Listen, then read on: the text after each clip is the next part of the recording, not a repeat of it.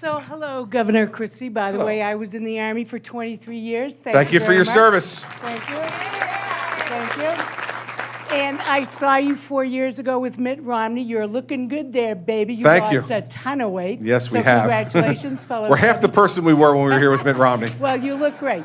So it's only a couple weeks till the primaries, as you very well know. I do. I was at the Trump thing a couple of weeks ago in Lowell. The guy, blah, blah, blah, blah, blah, but he had nothing to say.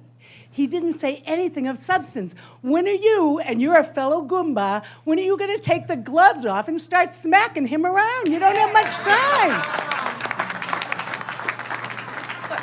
You know, I think it's the first time in my political career that people have said to me, you're not aggressive enough. It's glad I'm in Derry tonight. Another first. Listen, you know when I will? When I think it makes sense to. Okay? I'm not in this to just beat Donald Trump. I'm in this to become president of the United States. And I'm going to make certain decisions about when I want to say what I'm going to say. No, we're not running out of time. We're not running out of time. And here's the other thing. Everyone's kind of obsessed with him. I don't quite get it. Okay, and here's what I don't get about it. No one has voted yet.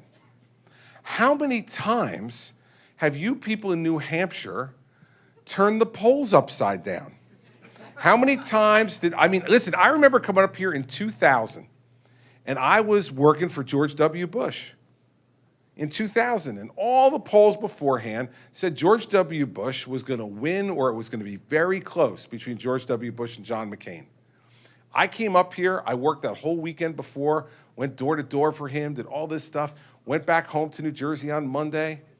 Tuesday, watched the results, and he lost by 18 points to John McCain. Now, I'm sure the people who were working for McCain thought that was going to happen, but I can tell you, the news media didn't think it was going to happen, and the people working for Bush didn't think it was going to happen. And so, the point is that I'm not going to get obsessed with anybody at the moment, except for making my presentation to you so that you don't go to another town hall meeting and say, hey, I went to that Christie thing in Derry, and all he did was go blah, blah, blah, blah, blah, right? And he didn't say anything. I want to convince you that I'm the guy with answers who knows how to do these things. I tell everybody who goes to a Donald Trump event, if you get to ask a question, just ask him how. I don't care which one of the things he talks about. Just ask him how. How? See, I can answer how. And I can answer how because I've done it. You may not like how. You may disagree with my how. We've had a few of those tonight. That's okay. But no one can say, I don't know how. They can say, I disagree with him, but not he doesn't know. That's the difference between a governor and Donald Trump. That's the difference between a governor and Marco Rubio. That's the difference between a governor and Ted Cruz. Listen, we've had, for the last 7 years, a first-term United States senator in the White House who never managed anything bigger than a 30-person Senate staff. And then we wonder why the VA is screwed up. We wonder why the Pentagon is messed up. We wonder why we're not getting things done around the world. We wonder why he took over healthcare and now it doesn't work and it costs more and you can't keep your doctor and you can't keep your health plan. We wonder why. I'll tell you why. He doesn't know what he's doing. He never knew what he was doing. He knows what he believes, but there's a big difference between believing something and getting it done. There's a big gap there. It's called the work between when it comes out of your mouth and when you actually can make it happen. And so I would urge you to think about that when you're considering Donald Trump or Ted Cruz or Marco Rubio, because they've never done it. So you're going to turn over for a second time the most complex government the world's ever known to someone who has never run a government of any kind, of any size, in any way.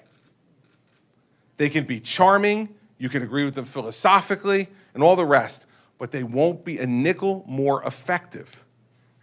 Not a nickel more effective. So, I'll do what I need to do when I need to do it. Here's the thing you got to trust me on. If I were talking to you about what to do as a soldier in the Army, I'd give you a lot of deference on that because I never served. and you served for 23 years. So if you were going to tell me, hey, you think it's done this way? Here's the way it's really done. I'd give you a lot of deference.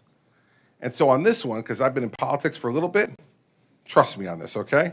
I have a plan, okay? I have a plan.